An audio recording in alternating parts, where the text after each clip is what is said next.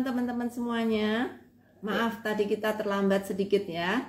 Kami berharap teman-teman bisa siap malam hari ini. Kamu siap nggak, Roma? Iya, siap banget. Apalagi minggu lalu kan kita nggak ketemu dalam Alkitab Iya. ya. Jadi senang sekali akhirnya setelah 2 minggu ini kita bisa kembali hadir dan tentunya akan belajar sesuatu, belajar firman Tuhan dari PH Online bareng. Secara online kita lakukan dan bersama-sama bersama dengan seluruh sahabat Sabda. Ya. Kita hari ini akan membahas satu bagian yang sangat terkenal dari surat Rasul Paulus dari Efesus. Dan temanya masih sama dengan satu bulan ini ya. Iya, tentang keluarga ya. Ya. Oke, nah kita tidak berdua saja. Nanti kita akan ditemani juga oleh 2 guest kita malam hari ini. Mungkin baru teman-teman yang pertama kali bergabung, perkenalkan sekali lagi ya, saya Roma, saya Julia. Ya, kita yang akan jadi host dalam acara PH Online ini. Oke, nah teman-teman juga mungkin bisa mulai buka Alkitabnya karena malam hari ini kita akan menggali Efesus pasal 6 ayat 1 sampai 6. Ya, satu perikop yang sangat aslinya bukan satu perikop ya, bagian dari satu perikop yang sangat terkenal. Kita hanya membahas 6 ayat saja dari satu perikop itu. Ya, terkhusus topik tentang keluarga. Ya, dan kita tidak sendiri. Setiap kali kita melakukan PA bareng, kita mengajak beberapa guest atau beberapa tamu untuk bersama-sama menggali firman Tuhan. Dan hari ini akan ada 2 guest yang akan kita undang. Oke, Bu Lina sudah bergabung? Ya, sekarang kita mau coba undang Pak Ronald. Pak Ronald. Pak Ronald juga masih kesulitan ini, Bu. Tunggu sebentar ya. Ya, Bu. Oke, Ibu Lina sudah membaca perikop ini berapa kali, Bu? Waduh, berapa kali ya? 2, 3 kali, mungkin lebih, mungkin. Yang ini lebih nih. Yang apa, pasal 6 ayat 1 sampai 6. Ya, betul. Ya. Selain Ibu sudah membaca, adakah juga referensi yang Ibu pakai? Ini pakai situs Alkitab Sabda. Di sana kan, ya ada, udah komplit itu. Cuma ya masih belajar Bu Yulia, masih ngeklik-ngekliknya itu. Oke. Ya Bu, kita semua lagi belajar juga Bu. Ya, Pak Ronald semoga bisa segera hadir. Ya, kita masih mengundang Pak Ronald juga ya. Mungkin sembari mengundang Pak Ronald, apakah bisa Bu Lina perkenalan dulu? Singkat ke kita semua. Ya. Selamat malam teman-teman semua yang ada di IG. Perkenalkan, nama saya Lina atau biasa dipanggil sebutan Buling. Domisili saya di Solo dan saya bergereja di Gereja Kristen Kalam Kudus Solo Baru. Itu saja, Bu Roma, Kak Roma. Oke, terima kasih Bu Lina. Ya, kita akan segera mulai saja sembari menunggu Pak Ronald kiranya segera bisa bergabung. Mungkin Bu Yulia bisa membuka dalam doa. Mari kita berdoa, Ibu. Ya, teman-teman semua kita berdoa lebih dahulu ya. Bapak yang di surga, terima kasih untuk malam hari ini. Kami ingin melakukan PA bersama. Kami ingin merenungkan sebagian dari firman Tuhan, yaitu dari Efesus 6 ayat 1 sampai 6. Tuhan, kami berdoa biarlah Engkau bimbing kami, Engkau tolong kami supaya kami boleh mendapatkan pelajaran-pelajaran penting dari apa yang ingin Kau sampaikan kepada kami pada malam hari ini, terutama tentang masalah ketaatan di dalam keluarga. Tuhan, kiranya Engkau tolong kami supaya hati kami boleh terus terpancar akan kasih Tuhan, sehingga kami boleh menerapkan ini karena kami sungguh sangat mengasihi Tuhan. Terima kasih Bapa, dalam nama Tuhan Yesus, terusan kami yang hidup kami berdoa. Amin. Amin. Oke, Bu Lina sudah bisa bergabung lagi? Ya. Oke. Sempat kelempar ya Bu ya? Iya, tahu-tahu. Selesai. Oke, ya, sembari menunggu Pak Ronald, kiranya bisa bergabung, tolong doakan juga teman-teman. Kita akan overview dulu dari Efesus yang akan kita pelajari hari ini, khususnya dari Efesus pasal 6 ayat 1 sampai 6. Tapi sebelumnya kita akan memberikan overview singkat dulu ya, di mana surat Efesus ini adalah salah satu surat yang juga ditulis oleh hamba Tuhan yang luar biasa, yaitu Rasul Paulus. Dan ketika dia menuliskan suratnya ini sebenarnya untuk jemaat-jemaat di sana bukan terlalu jemaat yang apa ya, isinya nggak terlalu banyak berisi tentang doktrin, walaupun tetap ada di pasal-pasal awal, tetapi permasalahan yang mereka hadapi nggak sebanyak di surat-surat lain gitu. Nah, ini puji Tuhan Pak Ronald sudah bergabung nih. Halo Pak. Halo Pak Ronald. Halo Bu, halo Bu. Aduh, akhirnya bisa bergabung. Sempat khawatir nih Bapak nggak bisa. Ya, oke. Pak Ronald mungkin bisa perkenalan dulu, Iya, Pak. perkenalan dulu. Malam sahabat-sahabat Ayo PA, perkenalkan nama saya Ronald. Saya sekarang berdomisili di Makassar dan bekerja di GBI Jemaat Kasih Karunia Allah. Pelayanan saya sekarang pelayanan keluarga, Bu. Jadi saya untuk ke dalam istri, melayani anak-anak. Jadi saya untuk sementara nggak mau berpelayanan di gereja dulu, Bu. Oke. Ya. Oke, pas banget berarti ya Pak. Oke, kita akan lanjutkan ya overview-nya dari surat Efesus ini. Dan seperti yang saya katakan tadi ya, bahwa surat Efesus ini berisi sebenarnya banyak sekali ucapan syukur Paulus kepada jemaat Efesus. Dan ada yang bilang ini surat yang sangat mirip dengan surat Kolose, di mana salah satunya ini juga surat penjara yang ditulis oleh Paulus di dalam penjara. Dan tujuannya juga menulis surat ini untuk dua hal ya. Yang pertama, dia sangat bersyukur dan dia memberikan ucapan syukur itu kepada orang-orang Efesus yang sudah ditebus Allah. Terus yang kedua itu nasihat-nasihat praktis yang diberikan supaya mereka hidup sebagai umat yang sudah ditebus itu seperti apa diberikan di pasal-pasal berikutnya. Ya, ada banyak sekali sebenarnya bimbingan Paulus kepada jemaat Efesus untuk bagaimana melaksanakan atau bagaimana menerapkan firman Tuhan yang sudah diberikan oleh Paulus cukup lama, karena Paulus ada di jemaat ini cukup lama, mungkin sekitar 1,5 tahun. Paulus menggembalakan jemaat ini, jadi mereka sudah sangat kenal dan Paulus juga sudah sangat akrab dengan jemaat ini, salah satu jemaat yang sangat dia kasihi.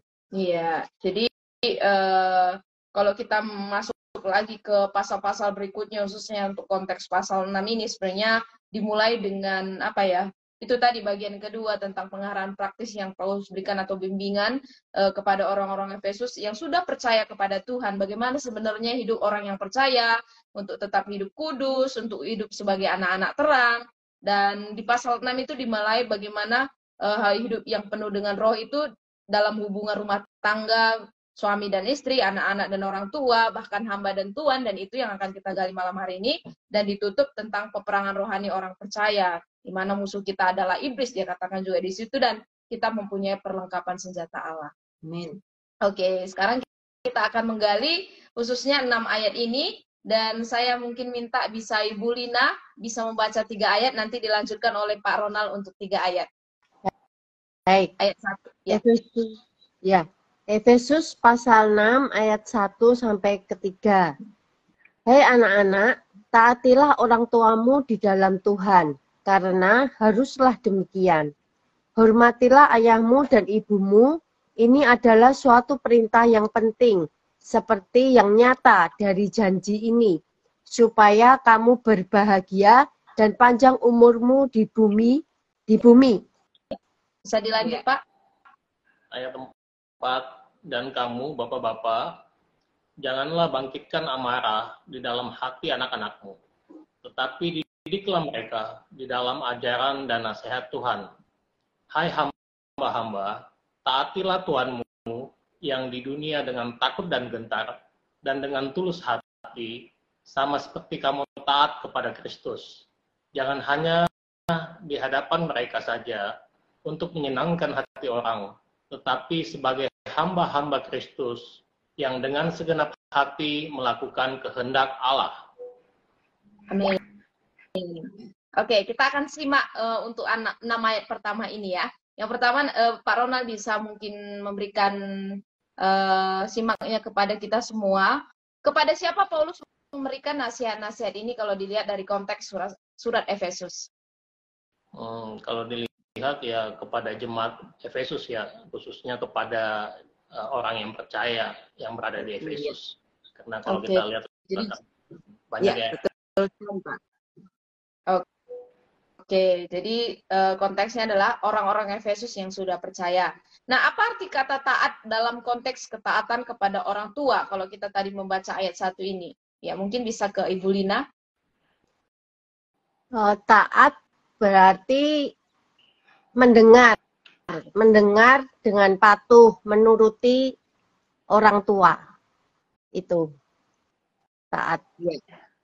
Ini perintah Paulus kepada anak-anak ya, anak-anak jemaat di jemaat Korintus agar mereka taat kepada orang tua. Ya, iya. Tadi mendengar yang Bu Lina katakan juga mendengarkan dengan penuh sesama, bukan hanya sekedar mendengar, tapi juga sampai dengar-dengarkan. Iya. Nah, mengapa anak-anak harus menghormati ayah dan ibu? Kalau kita lihat di ayat 2 sampai ayat 3 ini, Pak Ronald. Merupakan suatu perintah langsung dari Allah. Ya. Oke. Kenapa penting, Pak? Penting ya karena di satu sisi untuk menyenangkan hati orang tua sebagai bakti, Bu. Sesuai dengan ayatnya, Pak. Di ayat 2 dan 3 itu dikatakan penting dan kemudian ada penjelasannya. Oke, karena selain untuk menjalankan perintah Allah dapat bonus juga, Bu. Janji Tuhan ada di dalam itu. Ya, dikatakan di sini ya, supaya kamu berbahagia dan panjang umurmu di bumi. Nah, itu bonusnya ya, Pak ya.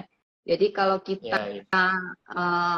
kita menuruti perintah ini, dan perintah ini bukan hanya perintah pada saat ini saja, tapi itu kutipan yang Paulus sebutkan di dalam Perjanjian Lama. Nanti kita akan bahas lagi ya, bahwa kalau kita menuruti perintah ini, maka kita akan panjang umur dan kita akan berbahagia. Iya, jadi karena ini perintah kepada Allah, ini juga merupakan ketaatan terhadap perintah Allah sendiri ya. Nah, kalau kita lihat di ayat 2 di dalam versi AYT atau versi bahasa Inggris, mungkin Bapak Ibu tadi sempat juga membaca dengan versi-versi lain. Ini tuh adalah perintah pertama yang disertai dengan janji ya. Tadi seperti disertai dengan janji. Kalau di TB dikatakan penting. Nah, perintah yang mana yang dimaksud oleh Paulus saat itu? Mungkin bisa ke Bu Lina. Perintah yang dimaksud itu adalah perintah yang ada di dalam 10 hukum di kitab Taurat. Itu yang dimaksud perintah yang itu perintah pertama yang disertai janji. Iya, kalau di TB mungkin kurang jelas ya, karena dikatakan suatu perintah yang penting. Tetapi kalau di versi yang lain itu adalah perintah pertama yang disertai dengan janji. Kalau kita membahas dari 10 hukum Allah, memang ini adalah salah satu perintah yang kita lihat sebagai perintah yang disertai janji, karena di dalam 10 hukum Allah itu yang kelima tidak gitu ya, tetapi setelah itu baru ada janji. Oke. Jadi ini perintah yang pertama, walaupun dalam urutan Taurat itu perintah yang kelima gitu ya. Tapi dikatakan ini perintah yang pertama karena menjelaskan tentang keutamaan tentang perintah itu terhadap bagaimana kita menghormati orang tua kita gitu ya, dan bagaimana hasil yang akan didapatkan setelah kita menghormati itu tadi yang berbahagia dikatakan. Ya. Ada banyak penafsir yang melihat memang kitab Taurat itu ada beberapa yang membaginya menjadi dua ya. Yang satu adalah perintah vertikal, yang satu perintah horizontal. Dan ini adalah perintah pertama dari perintah yang horizontal ini. Ya, kepada sesama. Pertama adalah kepada orang tua. Dan itu merujuk ke ayat yang pertama juga ya. Karena haruslah demikian, karena sudah sepantasnya. Karena kalau kita dilahirkan dari orang tua kita sebenarnya sudah berhutang kepada mereka. Kalau bukan karena mereka, kita tidak ada. Jadi kalau kita taat kepada mereka itu sudah sewajarnya. Karena kalau tidak ada mereka, kita juga nggak ada gitu. Jadi kita harus respect kepada dia yang membuat kita ada, ya. Ya, jelas Tuhan yang mengadakan, tetapi melalui mereka kita menjadi ada. Iya, oke. Nah, apa nih kalau kita next ke ayat 4 ini, apa yang harus dilakukan oleh para bapak ya? Sekarang giliran bapak, para bapak dalam mendidik anak menurut ayat 4. Ini kebetulan Pak Ronald juga seorang bapak dan mendidik dalam ini ya di gereja. Mungkin apa nih jawabannya kalau dari ayat 4 ini, Pak? Ya, menurut ajaran dan firman Tuhan, Bu. Ya, apa yang harus dilakukan Pak praktisnya sesuai dengan ayat 4? Ayat 5 dan 6. 4, Bu. Sorry, ayat 4. Ayat 4. Ya. Jadi mendidik mereka menggunakan firman Tuhan, Bu. Iya, kalau kita bedah satu-satu ya Pak, dari ayat 4 itu dikatakan, janganlah bangkitkan amarah di dalam hati anak-anakmu. Nah itu yang pertama yang katakan oleh Paulus kepada para bapak ya, tentang bagaimana kelembutan seorang bapak ketika mendidik anak-anaknya supaya murka anak-anaknya tidak muncul. Setelah itu dikatakan di ayat yang keempat, didiklah mereka di dalam ajaran dan nasihat Tuhan. Ya, di sini baru setelah itu Paulus menegur para bapak untuk mendidik anak-anak sesuai dengan ajaran firman Tuhan. Ini yang tadi Pak Ronald katakan juga. Ya, jadi ada dua hal yang harus dilakukan oleh bapak dalam mendidik anaknya. Satu, nggak boleh membuat anak itu marah. Dan yang kedua adalah mendidik mereka sesuai dengan ajaran dan nasihat Tuhan. Ya. Iya, jadi tetap pada bagaimana karakter yang sesuai dengan perintah Tuhan. Nah, kalau kita lihat di next ayatnya, apa yang harus dilakukan oleh para hamba, sekarang giliran hamba ya, para hamba dalam menaati tuannya menurut ayat 5 sampai ayat 6. Ini kembali ke Ibu Lina. Yang dilakukan oleh para hamba itu menaati tuan mereka atau majikan mereka dengan takut dan gentar, dan juga dengan hati yang tulus. Kemudian juga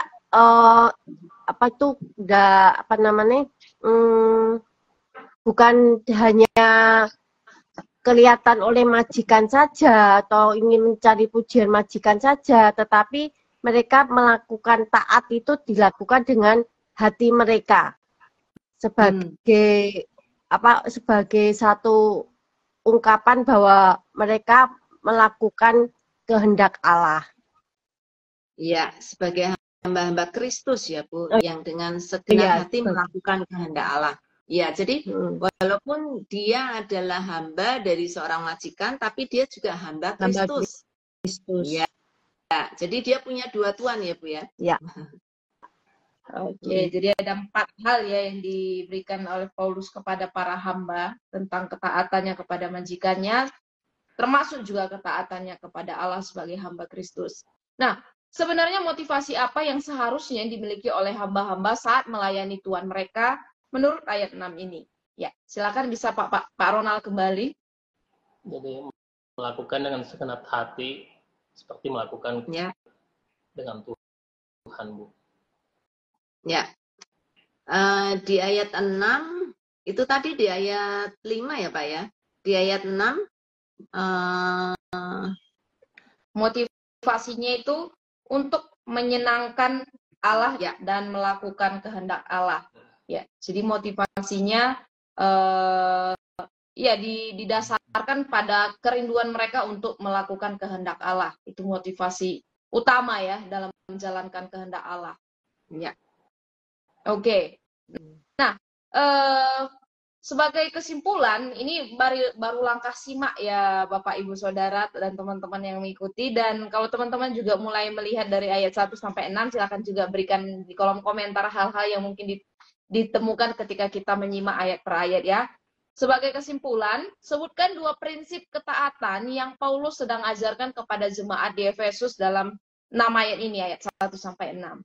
Ya, Bu Lina, bisa kembali ke Bu Lina. Ya, 2 prinsip ketaatan itu, yang pertama ketaatan anak terhadap orang tuanya, Ya. dan yang kedua adalah ketaatan hamba kepada majikannya.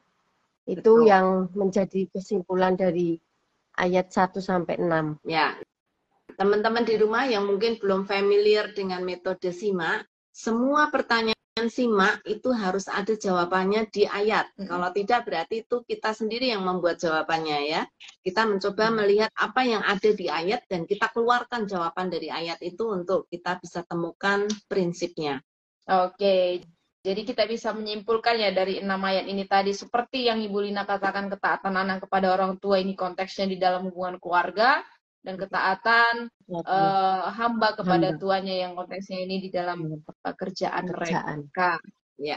Oke, nah sekarang kita melihat lebih dalam lagi ya, ini kita meneliti lebih dalam lagi, menganalisa lebih dalam lagi dari ayat-ayat ini, dari 6 ayat ini. Oke. Kita akan teliti tentang ketaatan dalam konteks keluarga dulu ya. Bagaimana cara ketaatan diajarkan di dalam konteks keluarga menurut Paulus? Dan apa sebenarnya yang menjadi dasar dari ketaatan ini? Ya, bisa kembali ke Pak Ronald setelah kita menyimak tadi. Silakan Pak.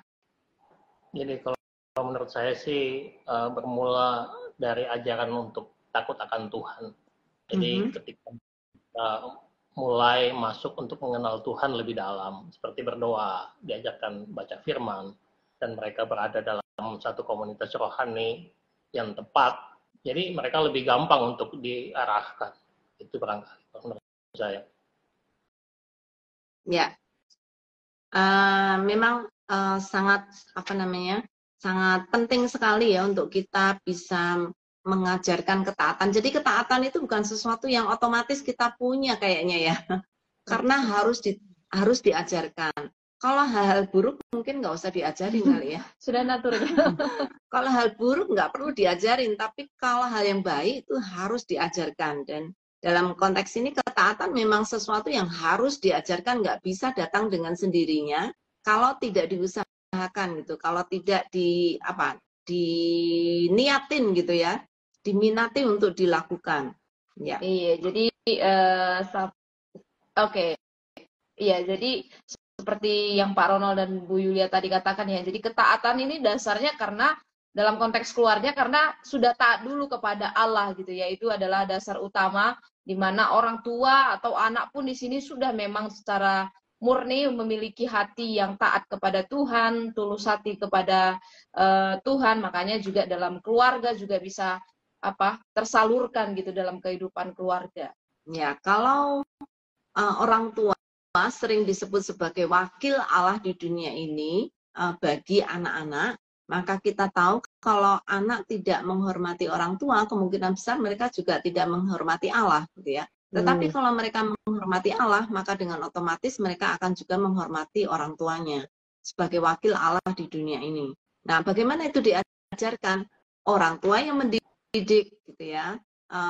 Kita tidak bisa menyerahkan kepada orang lain saja.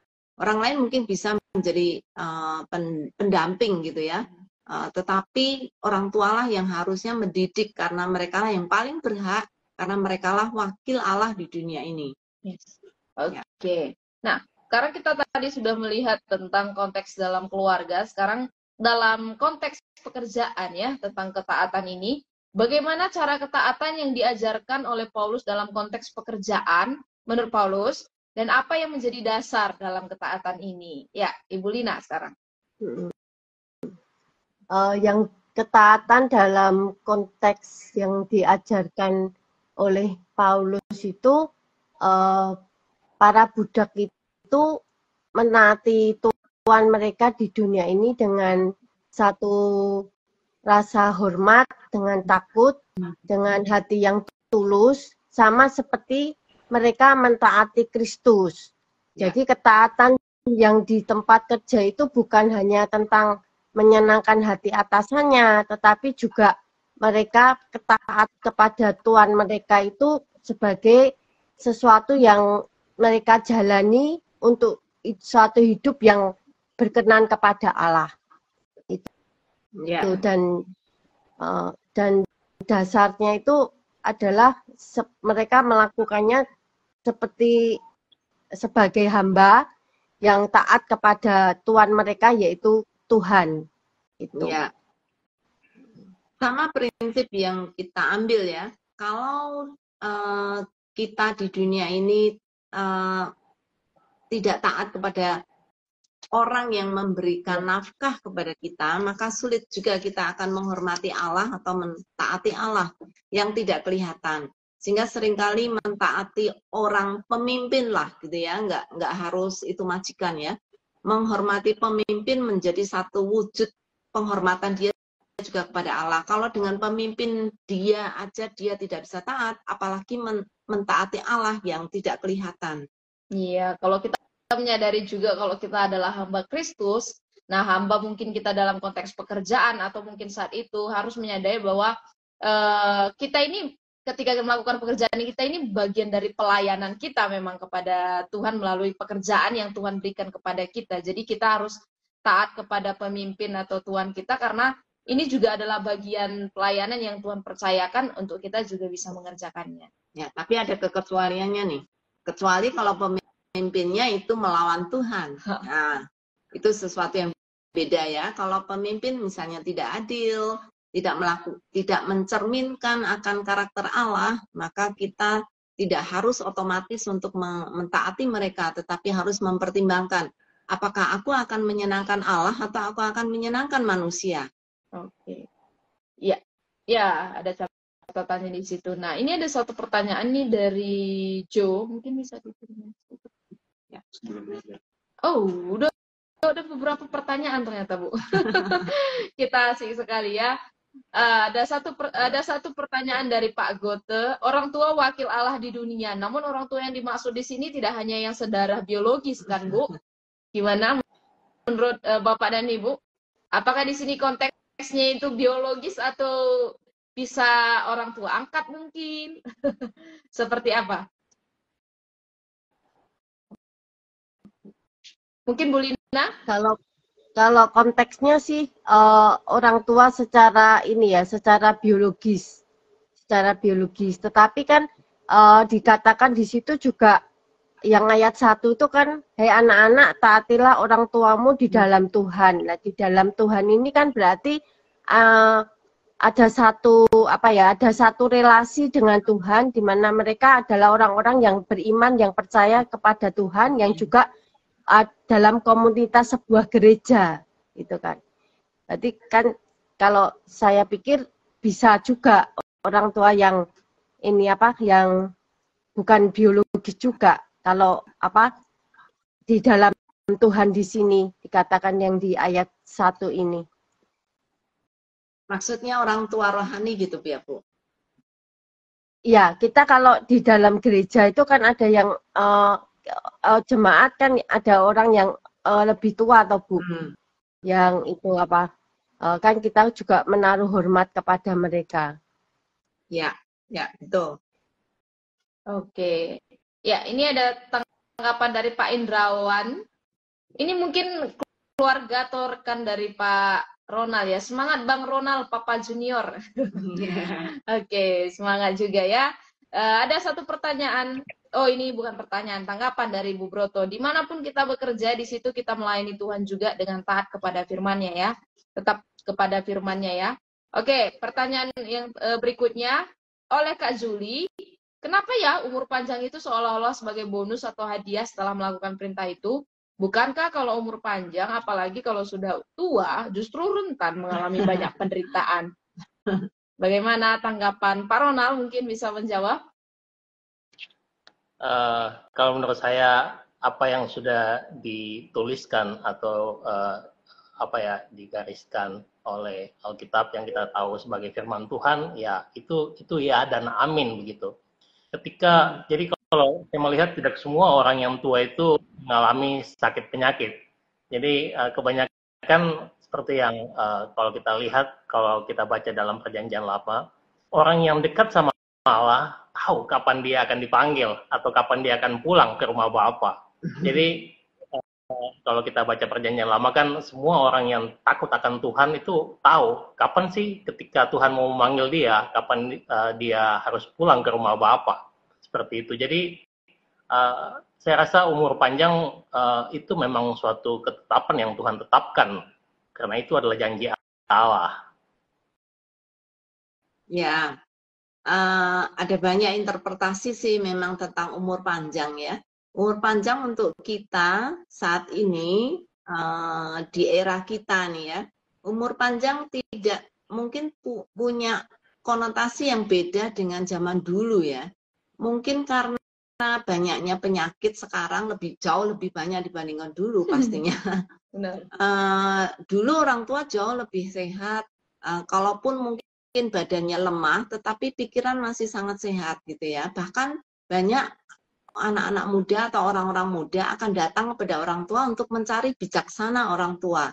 Karena bagaimanapun juga orang tua punya pengalaman lebih banyak, karena hidup lebih lama di dunia dibandingkan orang-orang yang sudah masih muda. Jadi mereka pasti punya hikmat yang jauh lebih banyak, lebih tinggi dibandingkan anak-anak yang muda yang belum punya pengalaman banyak ya. Cuman sekarang mungkin kok tidak seperti itu kesannya ya, karena banyak sekali penyakit, terutama mungkin tadi Pak Ronald bilang, penyakit yang bukan hanya penyakit badan, tapi juga penyakit pikiran gitu ya, atau penyakit apa namanya, kerentanan otak gitu ya, seperti pikun, Alzheimer, atau demensia gitu ya. Itu sudah nggak bisa mikir lagi, sudah nggak ada pikiran lagi di sana, sehingga sepertinya orang tua sudah tidak berguna lagi karena sudah tidak punya hikmat yang bisa dibagikan kepada anak-anak muda. Ya, semoga orang-orang yang takut akan Tuhan terus dipelihara oleh Tuhan ya sampai masa tua, sehingga sampai masa tua pun anak-anak muda boleh datang dan belajar dan mendapatkan hikmat dari orang tua. Ya, oke. Nah, ada satu pertanyaan juga nih dari Kak Jonathan. Bagaimana untuk orang tua yang abusif terhadap anak? Nih, apakah tetap taat kepada orang tua yang demikian? Bagaimana menurut Bu Lina nih? Tadi kan kita kan belajar ya bahwa ketaatan kepada orang tua itu adalah di dalam Tuhan. Jadi kan dalam konteksnya kan berarti yang tidak melawan Tuhan, tidak sesuai dengan sesuai dengan ajaran-ajaran Alkitab. Kalau orang tua yang seperti itu kan berarti tidak sesuai dengan Alkitab, kan harusnya kan orang tua kan mengasihi ya, bukan terus ini ya abusif yang melakukan kekerasan kepada anaknya gitu kan. Itu kan berarti kan bukan sesuatu yang harus kita taati ya. Tetapi kan kalau posisinya terus memberontak gitu kan, ini seorang ayah yang otoriter terus anaknya juga terus menjadi pemberontak kan, tapi itu kan juga bukan sesuatu yang Tuhan inginkan juga ya. Jadi kan mesti butuh hikmat Tuhan bagaimana menghadapi orang tua yang seperti ini gitu. Itu sih. Ya, tapi di dalam perintah ini tidak ada kondisi loh, Bu. Anak-anak harus menghormati orang tua no matter what. Maksudnya tidak ada kondisi di dalam ayat ini ya. Kecuali ada kondisi. Tapi kan tetap ini toh Bu, tetap maksudnya kan tetap tidak sesuai dengan Alkitab gitu. Jadi kalau misalkan orang tuanya nyuruh anaknya mencuri gitu kan, itu kan ya kita orang anak yang nggak taat kepada, ya itu kita harus sebagai anak kan nggak taat kepada orang tua gitu. Ya. Maksud saya gitu. Karena itu tadi Bu. Ya, karena itu tadi ketika kita membahas apa arti ketaatan di situ, ketaatan itu bukan ketaatan yang buta. Kalau tadi Ibu Lina katakan, saya kira betul ya, bukan ketaatan yang buta, tetapi ada satu catatan di situ, karena kita dilahirkan dari mereka, maka kita tetap harus respect dengan mereka. Mungkin kita tidak menuruti apa yang mereka inginkan, tetapi kita tetap harus menghormati mereka. Nah, itu sesuatu yang sangat sulit pasti ya. Iya. Kita disuruh curi, kita nggak mau, tapi sikap kita harus tetap hormat terhadap dia, sekalipun kita tidak mentaati apa yang dia inginkan. Nggak Iya, mudah. mungkin gimana, Bu Nggak, Lina? sesuatu yang nggak mudah. Ya. Iya, setuju, Bu. Oke, dah. Kiranya bisa menolong juga untuk pertanyaan Jo ini tadi, dan ada tangkapannya dari Kak Juli. Tapi sejujurnya, Bu, saya jadi takut punya umur panjang kalau sekiranya masa tuaku tidak lagi berguna. Umur panjang seolah-olah bukan lagi berkat di zaman sekarang. Nah, itu yang harus kita gumulkan bersama-sama ya Ibu ya. Karena Iya, saya masih melihat ada orang-orang tua yang masih melayani Tuhan sampai masa tua. benar. Dan Ya, biasanya di gereja itu sebagai pendua syafaat. Wow, kuat-kuat doanya. sangat ya. Ya. Oke, nah kita lanjut dulu ya teman-teman karena waktu terus berjalan. Nah, masih dalam konteks ini tadi ya, setelah kita melihat dalam konteks keluarga dan dalam konteks pekerjaan, apa nih hubungan antara ketaatan dalam keluarga dan ketaatan dalam pekerjaan? Ya, tadi terakhir Bu Lina ya, sekarang Pak Ronald. Menurut saya sih ketaatan dalam keluarga itu menjadi cikal bakal ketaatan dalam pekerjaan. Jadi ketika kita tidak taat sama orang yang tiap hari memberi kita makan, memberi kita nafkah, saya rasa kita juga nggak akan taat sepenuhnya kepada Tuhan yang kita baru kenal, khususnya di dalam pekerjaan. Ya. Ada nggak Pak menemukan hubungan yang lain selain itu Pak? Masih ada satu lagi hubungan yang dikatakan di ayat-ayat yang tadi kita sudah baca. Jadi kalau saya melihat cuma seperti itu, Bu. Ya, saya kira Oke. ada satu kaitan yang sangat kuat Iya. yaitu tentang Tuhan. Ketaatan kepada Tuhan. Ya. Oke. Jadi hubungan dari keluarga maupun juga ketaatan dalam pekerjaan ini didasari pada satu hal ya, di mana adalah ketaatan kita kepada Tuhan ini jadi dasar yang utama, sebagaimana kita mengasihi Tuhan, sebagaimana kita tadi katakan takut akan Tuhan, dan hubungan ini sangat akan lengkap sekali karena didasari pada bagaimana kita menjalankan kehendak Tuhan dan memuliakan Tuhan melalui pekerjaan ataupun dalam keluarga kita. Oke, nah kita akan masuk ke pembelajaran hari ini ya untuk langkah yang ketiga. Nah, kira-kira pelajaran apa yang Bapak Ibu tangkap setelah mempelajari Efesus 6 ayat 1 sampai 6 ini? Oke, dari Ibu Lina dulu mungkin.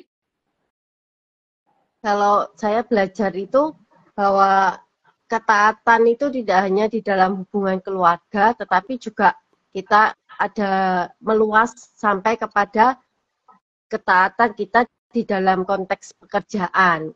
Dan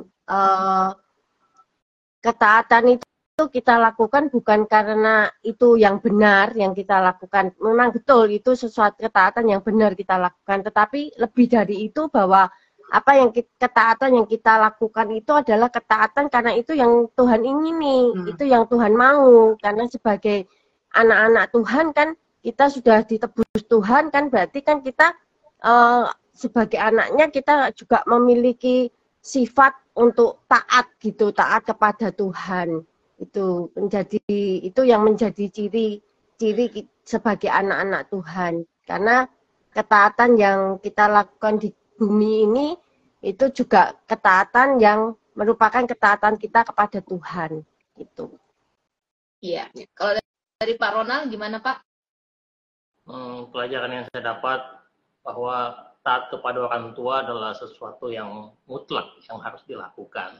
Kenapa di samping di sana ada hukum dan ada janji, itu juga merupakan sebagai bukti bahwa kita berbakti kepada orang tua. Ketika kita nggak melakukan bakti kepada orang tua, saya rasa kita nggak akan pernah menjadi terang kepada orang lain. Dan untuk anak-anak, saya berusaha semaksimal mungkin bagaimana membawa mereka, mendidik mereka untuk mengerti firman Tuhan secara komprehensif, sehingga ketika mereka terbentuk dan mereka utuh, di sanalah gampang untuk saya arahkan. Kalau untuk hubungan masalah ketaatan kepada Tuhan, ya tadi saya sambung di sini barangkali Bu. Jadi ketaatan dengan Tuhan itu dilambangkan ya kita harus melakukan dengan sepenuh hati seperti kita taat kepada Tuhan. Itu barangkali, Bu. Ya, terima kasih Pak Ronald. Iya, oke. Sekarang kita diskusikan nih beberapa hal terkait perikop tentang ketaatan dalam keluarga maupun dalam pekerjaan. Untuk yang pertama, apakah perintah ketaatan ini dalam konteks sekarang ya kepada orang tua itu masih berlaku nggak sih di era digital saat ini? Kalau dari Ibu Lina gimana, Bu? Iya, masih berlaku. Karena kalau kita lihat tadi kan Paulus itu kan memberikan perintah itu di ayat 1 dan 2 itu kan katakan taatilah orang tuamu di dalam Tuhan karena haruslah demikian, hormatilah ayahmu dan ibumu. Ini suatu perintah yang penting atau suatu janji perintah yang penting itu kan berarti kan konteks yang ditulis oleh Paulus ini kan diambil dari 10 hukum kan. Jadi kan padahal kan jaraknya kan jauh itu kalau dihitung jadi tahunnya. Tapi kan perintah Tuhan itu kan tetap berlaku di sepanjang zaman karena Tuhan itu satu perintah Tuhan yang nggak akan hilang gitu. Itu kan yang menjadi standar kita gitu. Jadi tetaplah di zaman sekarang di era digital ini taat kepada orang tua itu tetap satu perintah yang tetap relevan di zaman ini. Ya, setuju Bu, setuju banget. Masih relevan, bahkan mungkin lebih relevan sekarang dibandingkan dulu. Dulu mungkin akan lebih mudah gitu ya. Sekarang harus punya usaha yang keras untuk mewujudkannya. Nah, ini nih berkaitan dengan yang apa yang Ibu Bu Yulia barusan katakan. Apakah perintah ini di sekarang ini tuh semakin sulit atau semakin mudah diajarkan ke anak-anak sekarang? Gimana nih Pak Ronald sendiri melihatnya? Menurut saya sih susah-susah gampang ya. Kenapa begitu? Sekarang kan era informasi digital itu gampang untuk mereka tahu. Segala informasi itu gampang untuk mereka menemukan. Tetapi kalau saya sih sebagai orang tua, bagaimana langkah awal kita mendidik anak. Jadi ketika mereka berargumen, mereka kan mengetahui banyak ini hal-hal yang tidak kita ketahui, itu mereka lebih mengetahui daripada kita. Cuma ketika kita mendidik mereka dengan takut akan Tuhan, belajar untuk mengerti baca firman Tuhan dari mereka kecil. Jadi semua itu saya balik lagi back to Bible. Apa sih yang Alkitab bilang? Kayak gitu. Jadi saya mulai membuka pemikirannya. Ketika mereka udah bisa mengerti, imajinasinya udah mulai main, saya balikin lagi, apa kata Alkitab? Apa yang kamu mengerti dalam Alkitab? Seperti itu. Jadi saya sering ketika saya menemukan sesuatu hal yang mentok, saya balikin ke Alkitab. Oh ya, Alkitab mengatakan seperti ini. Pemikiranmu seperti apa? Jadi saya sering berdiskusi, apalagi anak saya yang pertama itu, waduh, luar biasa. Dia informasinya sangat banyak. Seperti itu barangkali. Jadi susah-susah gampang bagaimana kita ngebentuk dari awal sih kalau menurut saya. Dan tidak ada lambat ya untuk membentuk mereka apakah di saat mereka udah gede kita bentuk ulang ya, saya rasa sih nggak ada jadi masalah. Karena firman yang kita tebarkan nggak mungkin akan pernah kembali dengan sia-sia. Ya, cuman kalau kecil mungkin lebih gampang Pak daripada kalau sudah gede. Ya, anak sekarang punya informasi jauh lebih banyak karena di internet sudah terbuka, apalagi ada AI, ada artificial intelligence, semua hal bisa ditanyakan dengan sangat mudah gitu ya. Sehingga sepertinya orang tua sudah tidak berguna untuk memberikan informasi lagi. Tapi setuju banget dengan Pak Ronald, kembali ke back to the Bible. Kalau mereka sudah punya dasar firman Tuhan yang jelas, maka semuanya jadi gampang. Tadi kan Bapak bilang gampang-gampang mudah ya. Ya. Iya, jadi harus ada usaha ekstra dan juga mungkin masanya yang berbeda, gapnya yang jauh, pengaruh teknologi atau media sosial dan sebagainya itu nggak jadi rintangan yang berat kalau kita punya dasar yang sudah kita sendiri sebagai orang tua sudah punya dasar dulu nih di dalam Tuhan gitu, akan sangat memudahkan kita untuk menolong. Mungkin medianya juga bisa berubah nih ketika kita mengajarkannya kepada anak, karena kan teknologi mereka kuasai dan mungkin kita juga sajikan itu dengan cara yang kreatif, jadi perlu usaha ekstra juga mungkin dari orang tua untuk mendidik anak-anak di era sekarang. Nah, setelah kita melihat ya perintah ini ternyata bisa dikatakan sulit-sulit gampang. Jadi ada beberapa poin yang bisa kita dapatkan dari diskusi kita malam hari ini ya, terkait bagaimana ketaatan kita kepada orang tua, hubungan orang tua hamba dan juga dalam tuannya gitu. Nah, sekarang aplikasi terakhir nih Pak, apakah Anda atau Bapak dan Ibu Lina sudah mendidik anak-anak Anda seperti yang dinasihatkan oleh Rasul Paulus? Mungkin dari Bu Lina dulu, nanti ke Pak Ronald. Ya, saya sih berupaya mendidik anak-anak sesuai dengan firman Tuhan ya. Jadi seperti Pak Ronald tadi bilang ya, back to Bible, jadi God center gitu ya. Tetapi yang saya upayakan sih dari kecil anak-anak dibawa ke sekolah minggu gitu. Kemudian waktu mereka bayi mereka diserahkan kepada Tuhan gitu. Kemudian dididik, diajak ke sekolah minggu gitu ya, dengan harapan kan pendidikan kerohanian itu kan juga di tangan orang tua. Bagaimana Tuhan sudah menitipkan anak-anak, berarti kita memuridkan anak-anak di dalam lingkungan keluarga kita. Dan ketika anak-anak sudah besar, harapan saya sih mereka karena udah dari kecil ya kita didik mengenal Tuhan, ya harapan kita sampai besar itu mereka nggak akan menyimpang ke kanan dan ke kiri, tapi mereka boleh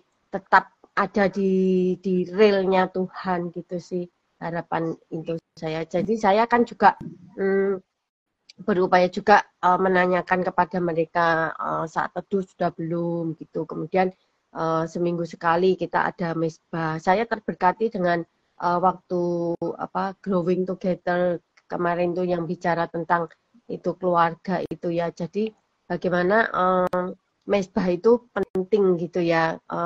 Kadang kalau anak-anak udah besar kan mereka punya waktu sendiri-sendiri nih. Kadang nggak bisa, ada yang kerja, ada kesibukan apa gitu. Apakah seperti itu mesbah nggak bisa kita lakukan gitu ya.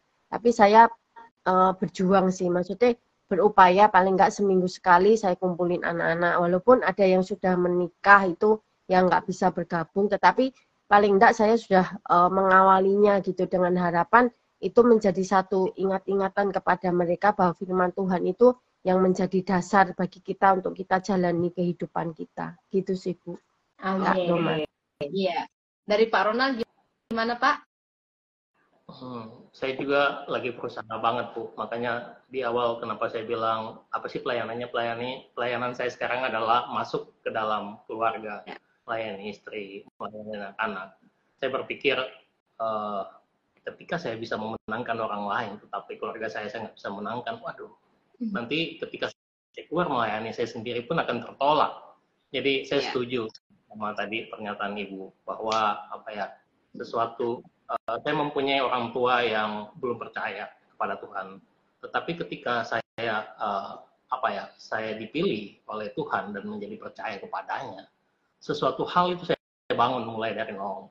Jadi saya pengen anak-anak saya nggak seperti saya dulu, nggak pernah merasakan gimana kita punya mesbah keluarga, bagaimana kita harus membaca Alkitab, membiasakan diri untuk ke gereja hari Minggu. Itulah yang saya akan bagikan ke mereka. Saya percaya apa yang saya bagikan, apa yang saya lakukan buat mereka, ketika mereka sudah genap usianya dan mereka bertumbuh, pasti mereka akan bersinar. Itu barangkali, Bu.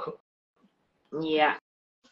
Terima kasih banyak. Wow, saya bersyukur anak Ibu Lina dan anak Pak Ronald punya orang tua seperti kalian gitu ya, yang mendahulukan Tuhan di dalam pendidikan. Oke, nah ini mungkin sedikit tentang gereja ya. Menurut Bapak Ibu, apa yang gereja harus ajarkan kepada keluarga-keluarga jemaat sehubungan dengan masalah ketaatan ini? Mungkin singkat saja, ya. Silahkan dari Pak Ronald, terus nanti Bu Lina. Masalah keluarga merupakan suatu masalah yang sangat menjadi top trending barangkali kalau saya lihat di dalam suatu gereja. Hubungan antara anak sama orang tua sama anak, orang tua sama saudara menjadi top trending lah dalam tanda kutip ya. Jadi gereja harus berusaha sangat keras untuk untuk terus menggembar-gemborkan tentang keluarga ini, tentang ketaatan kepada orang tua. Karena saya melihat beberapa masalah yang terjadi, waduh sangat runyam dan itulah peran untuk jemaat-jemaatnya. Ya. Ya, Dari Bu betul, Lina? Pak. Kalau saya sih melihatnya gereja, tentang gereja yang mengajarkan ketaatan itu bisa dimulai dari pemulihan keluarga. Karena saya pikir tidak ada anak yang sempurna dan tidak ada orang tua yang sempurna. Jadi ketika rumah tangga atau keluarga itu dipulihkan, di mana mereka masing-masing di sana ada kasih, di mana mereka di sana ada pengampunan gitu ya. Itu boleh membawa mereka untuk semakin bertumbuh di dalam Tuhan. Jadi mereka bersama-sama mereka boleh menjadi berupaya saling berupaya untuk menjadi karakter-karakter mereka yang lama itu boleh mereka tanggalkan dan mereka boleh semakin dipulihkan untuk boleh semakin serupa dengan Kristus. Itu sih yang saya pikir gimana gereja mengajarkan tentang ketaatan ini. Amin. Iya. Ya. Terima kasih Bu Lina dan juga Pak Ronald, luar biasa kesaksiannya. Kiranya juga bisa ini menjadi inspirasi bagi teman-teman malam ini. Dan seperti tanggapan Pak Agotes, puji Tuhan Alkitab malam ini sungguh memberkati. Amin. Iya. Amin. Oke, nah kita sudah ada di penghujung akhir acara kita dan sekali lagi terima kasih Pak Ronald dan juga Ibu Lina dan saya sendiri sebagai anak karena posisi saya masih sebagai anak saat ini dan belum berkeluarga. Saya juga sangat diingatkan terus ya, walaupun saya sebagai anak dan keluarga saya yang jauh di sana, kami LDR, tetapi ini firman ini sangat relate untuk terus ngingatin saya untuk taat kepada orang tua saya dalam kehidupan saya. Walaupun kalau saya melihat tadi ke belakang sepanjang kita bisa menggali ini, ada banyak hal yang membuat saya sering uring-uringan dengan keluarga saya, khususnya papa saya, karena lumayan keras gitu ya. Tetapi sekali lagi diingatkan oleh teman-teman, bapak ibu juga yang lebih senior di sini untuk bagaimana sikap saya sebagai anak harus mengasihi dan juga tetap tunduk kepada keluarga, khususnya bapak saya nih. Ya, terima kasih sekali. Ya, terima kasih. Saya sangat bersyukur sekali lagi ya.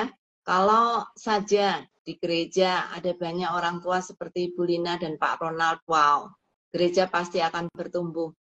Karena dari apa yang tadi kita sudah bicarakan, dari Bu Lina saya lihat kesungguhan untuk menomorsatukan Tuhan dan membawa keluarga untuk selalu dekat dengan Tuhan, itu merupakan satu usaha yang luar biasa. Dan dari Pak Ronald, saya lihat juga mendidik anak harus dengan back to the Bible gitu ya. Kalau nggak back to the Bible, kemungkinan itu hanya hikmat manusia dan manusia tidak akan punya hikmat yang kekal gitu ya. Kalau hanya dengan hikmat manusia, tetapi dengan firman Tuhan dan kembali mendidik anak-anak dengan takut akan Tuhan merupakan kunci satu-satunya anak bisa ingat kepada Tuhan selamanya gitu ya.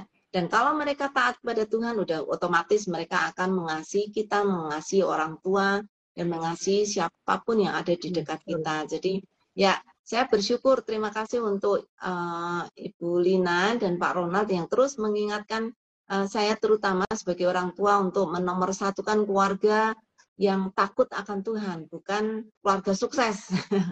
Tadi Pak Ronald bilang mungkin tren gereja saat ini adalah masalah keluarga. Saya setuju banget gitu ya, setuju banget. Karena sebenarnya setiap keluarga itu punya masalah dan semakin kesini dengan adanya media sosial, sering yang ditonjolkan tuh kesuksesan keluarga gitu ya, tetapi kegagalan disembunyikan. Dan seringkali kita melihat lebih banyak keluarga yang sebenarnya ruyam gitu ya, walaupun kelihatannya di media sosial kelihatannya sukses, tapi di belakang seringkali tidak seperti itu. Jadi kita sama-sama diingatkan ya hari ini ya, supaya kita lebih mendahulukan Tuhan, sehingga kesuksesan itu bukan kesuksesan yang semu, tetapi kesuksesan yang sungguh-sungguh membawa nilai kekal sampai selama-lamanya. Thank you Ibu Lina dan Pak Ronald. Iya, terima kasih Bapak Ibu semuanya dan teman-teman yang sudah hadir hari ini, terima kasih banyak. Oke, terima kasih banyak. Kita akan tutup acara kita hari ini di dalam doa. Saya minta Pak Ronald bisa menutup dalam doa, Pak. Ayo kita satukan nanti, kita berdoa. Bapak yang baik, kami bersyukur Tuhan buat malam ini. Tuhan, kami belajar firman-Mu. Engkau banyak mengingatkan kami, mereview hidup kami ya Bapak. Tuhan, kami mohon ampun Tuhan jika banyak hal yang kami lupakan, banyak hal yang kami tidak berjalan sesuai dengan firman-Mu. Ampuni kami ya Bapa. Ajarkan kami terus untuk taat kepada orang tua kami. Karena itu adalah perintah yang mutlak yang harus kami lakukan ya Bapa. Tuhan, kami juga berdoa bersatu hati buat keluarga-keluarga ya Bapa. Kasih-Mu ada dalam keluarga-keluarga. Sehingga lewat kasih-Mu itu pengampunan terjadi, pemulihan dapat terjadi ya Bapa. Tuhan, ajar kami untuk takut akan Engkau di dalam setiap hidup kami.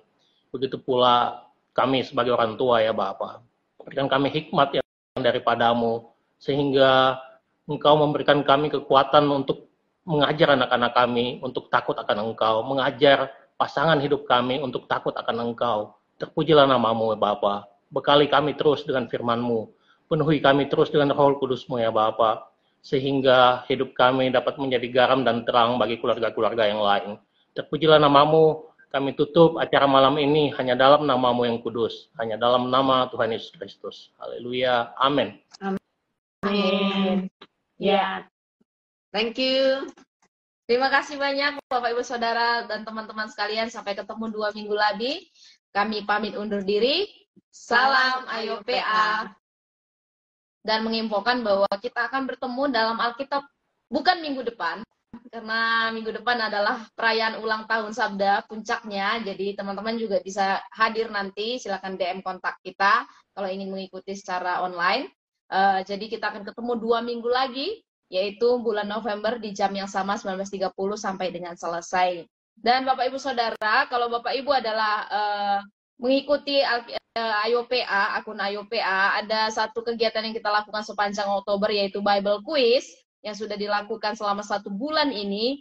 Dan ada 3 pemenang yang kita akan ucapkan terima kasih banyak karena bisa memenangkan Bible Quiz sepanjang 1 bulan ini. Yang pertama adalah Pak Julius Manulang, yang kedua adalah Pak Josindo Indonesia. Pak Jos Indonesia, wow. Dan yang ketiga adalah Tera Daily. Terima kasih. Selamat untuk 3 pemenang dalam Bible Quiz sepanjang bulan ini. Dan nanti silakan DM Ayo PA atau Sabda Yilsa atau akun-akun dari Sabda atau nomor kontak dari Sabda untuk bisa mendapatkan hadiah menarik yang sudah kemarin juga dikatakan. Oke.